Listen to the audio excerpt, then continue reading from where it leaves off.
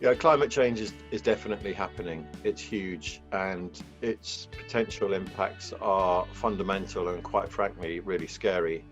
Um, all of the science tells us that we've got about 10 years to really radically change the way we do things, change our systems, change our economic systems in order to race to net zero emissions. And so a lot of what we're doing now is really pushing that message. I mean, a lot of the things that we've been doing anyway, for example, pushing for marine protected areas, are all about protecting biodiversity and for resilience against environmental change. But also, as I said, the sea also has huge carbon stores that should be locked in perpetuity in the seabed. But because of the ways that we fish, for example, here in the UK, 70% of our fish are caught by trawls, and some of those trawls are dragged along the bottom tow gear, and it's really heavy gear that essentially trashes anything that it's dragged over, and it digs about 10 centimeters into the sediment and potentially unlocks and disturbs all that carbon that's in that top 10 centimeters of sand and mud, and that can change the ocean chemistry, can contribute to our ocean acidification. It can also eventually get back into the atmosphere. So there's a real need to protect huge swathes of seabed from that activity. In terms of the changes I've seen, well, we're definitely seeing changes. Our weather is completely different to what it was when I was a youngster. And then in my time, we've seen changes in the different fish species that are starting to occur in our seas.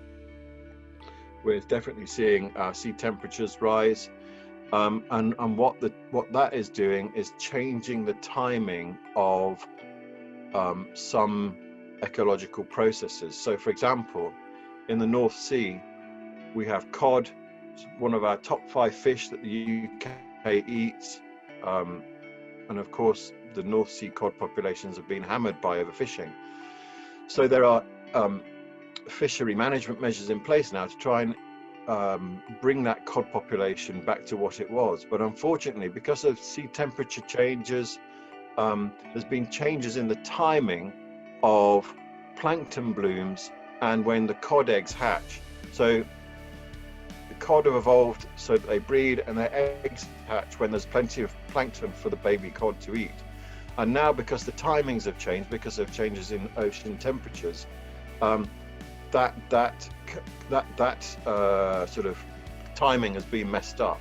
And so now recruitment into the cod population is much lower, because now the cod are hatching and there isn't quite so much to eat, so the population isn't doing so well. And in fact, the same thing happened over on the other side of the ocean in the Grand Banks of the eastern seaboard of the States and Canada, where they had a huge cod fishery, hammered it to overfishing.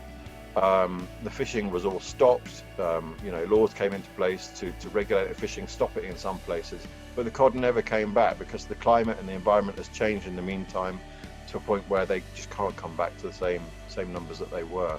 So climate change is having fundamental impacts on our seas, and it will continue to do so, especially if temperatures rise to above 1.5, 2 degrees above pre-industrial levels. Then we're in trouble. So we've really got our work cut out over the next 10 years to fix this problem.